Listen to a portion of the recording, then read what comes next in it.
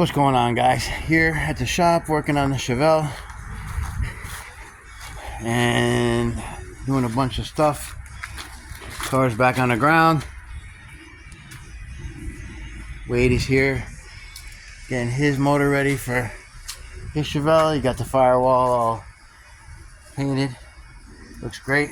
He's not doing the control arms and everything because all that's new. He's got it coming in the mail. Spindles, springs, control arms, and a few other parts for the front end and the bolt kit for the fenders. Back to the Chevelle. So we got the motor and tranny in. And Tommy, 2 bolts on each header, just holding it there. We got to get the right bolts and gaskets. Car had different header bolts in every port pretty much. We need new gaskets, but motor and tranny's in. Tommy's idea, customizing the hump, made it go in a lot easier than taking it out of the other car. Transmission's in, so she's all ready to go. But what else? What we want to talk to you about today is wiring harnesses and their differences. So this is a factory Chevelle harness. As you can see, it has the spacer that bolts up to the wall, all the factory connectors, good wiring, idiot light bulbs for the dash and the turn signals, voltage regulator, horn relay, door buzzer, or this might be the horn relay and door buzzer. One of the other ones, or that's the horn relay and buzzer. The other one's the relay for the high pressure and high speed on the blower motor. So that's a factory harness. So what we're putting in Wade's car is your typical $100 Amazon harness. Decent quality wiring, not the greatest. All the same length pretty much. No adapter to screw it to the firewall.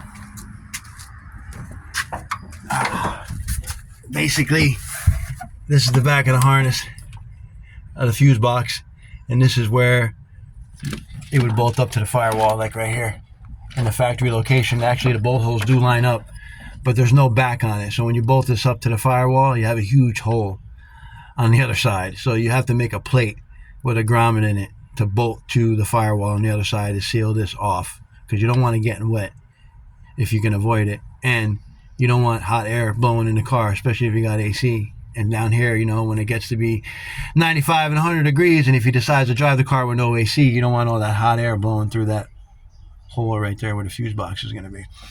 So this harness has very, very, very little plugs. That's about it right there. And those go into the ignition switch on a factory GM column.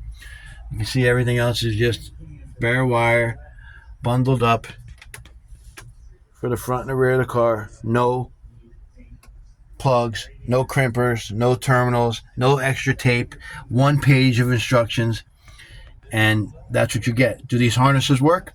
Yeah, I've installed plenty of them. They suck to install because there's no sockets, no plugs, no switches, no anything. You have to use either the old stuff or buy new stuff or make do with what you got and just make it like a race car and put toggle switches in it, which is not what I'm doing with this car. The only saving grace about this harness that's going to make it easy for me is this car had an American Auto Wire harness in it that I showed you. And that right there is the remnants of the American Auto Wire rear harness that goes to the taillights. I left it in the car. So I can basically, on this one connection, take the wires from this cheap harness and de-pin this plug and pin them into this plug, or splice them in and use butt connectors and solder or what have you, however you want to do it, and have the rear harness already done in the car. So that's going to save me a lot of time. Plus, I don't know if it's open. Yeah, I think it is open. Hold on, guys. Get by the garbage cans here. We ain't got much room. We're tight. Okay, so this is the American Auto Wire harness that was in the car, in this car. See right there, it says AAW.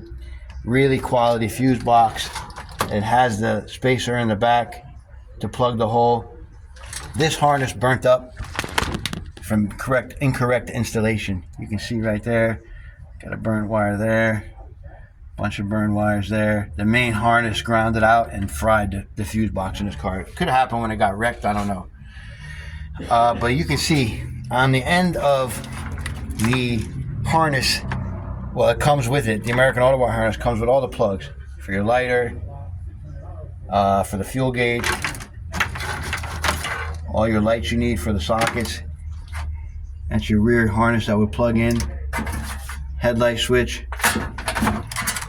I don't know, maybe a wiper switch. No, something else. But basically what I'm saying is the American Auto Wire harness comes with all the plugs that you need for your specific car. And you can buy the crimpers and everything you need to put it in. So you can see, like, this kit comes with the headlight switch, headlight plugs, I'm sorry.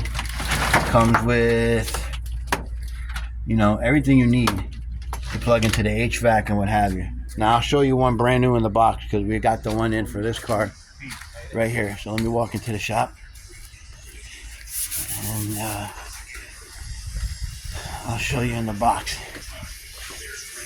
Alright, so this is what we ended up getting for the car. Part number 510105. It's the American Auto Wire Classic Update Harness for 70 to 72 Chevelle. Now, when you open the box, just what you see in the top. I mean, look at the alternator wire they give you. This is to run the alternator on that car. Well enough for a 250 amp or greater alternator, running electric fans, electric fuel pump, fuel injection system, air conditioning. This wire, it comes with the breaker and the fuse and everything, so you don't burn the car down if, God forbid, something shorts out in the alternator. You can see it comes with all your switches.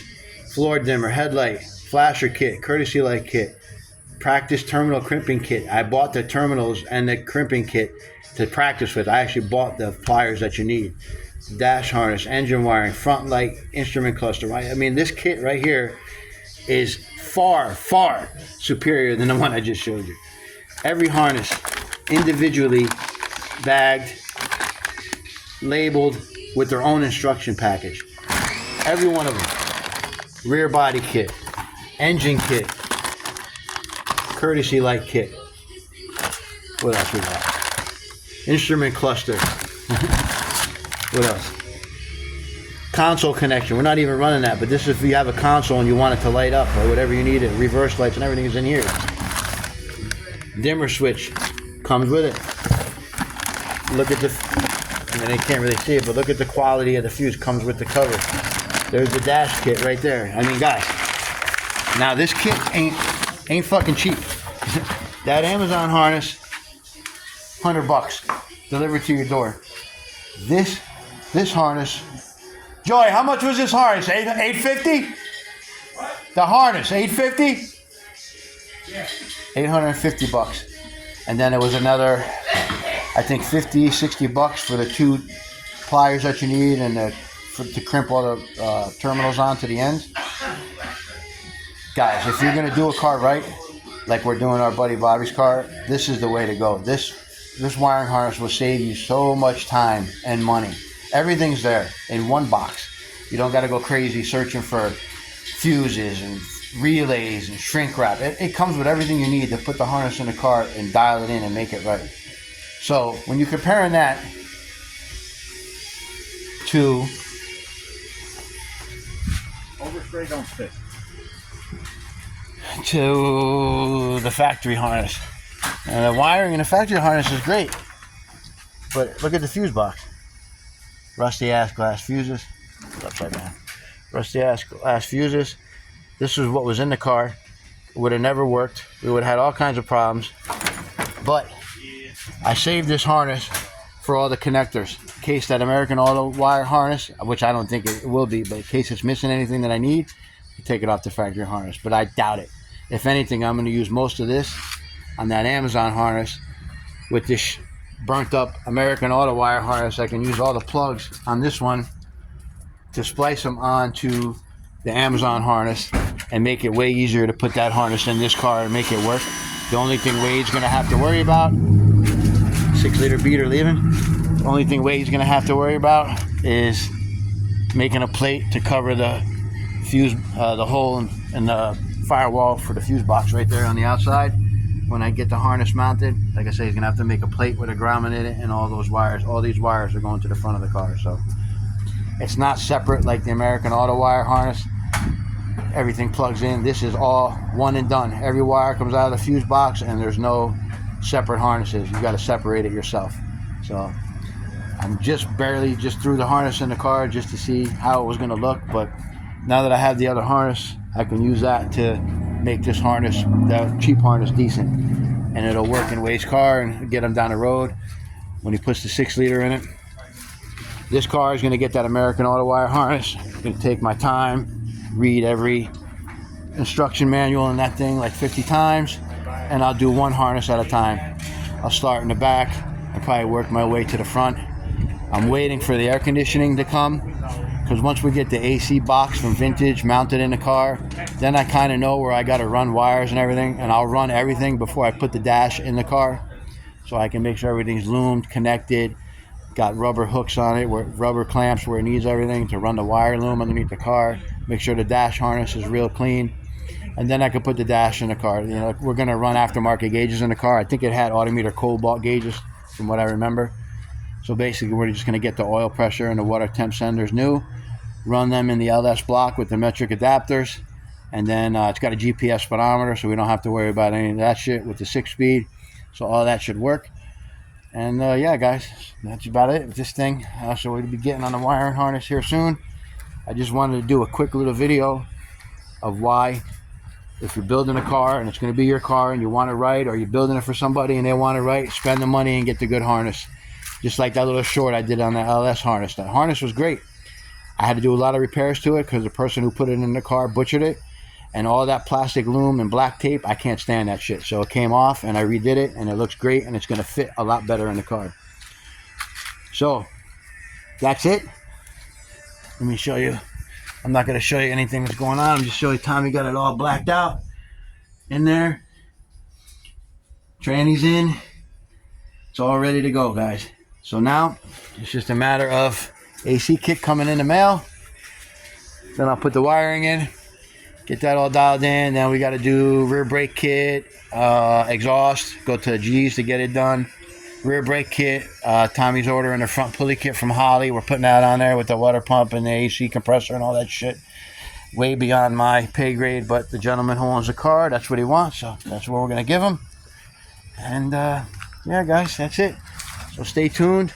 More videos on the Chevelle coming. More videos on that Chevelle coming. And guys, remember, don't skip on your wiring.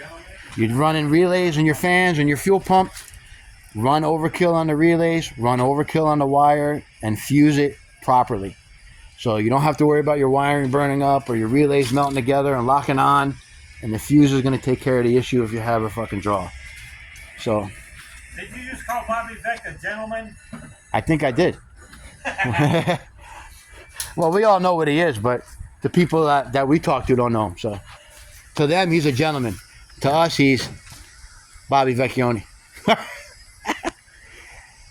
All right, guys, take it easy, and more videos coming.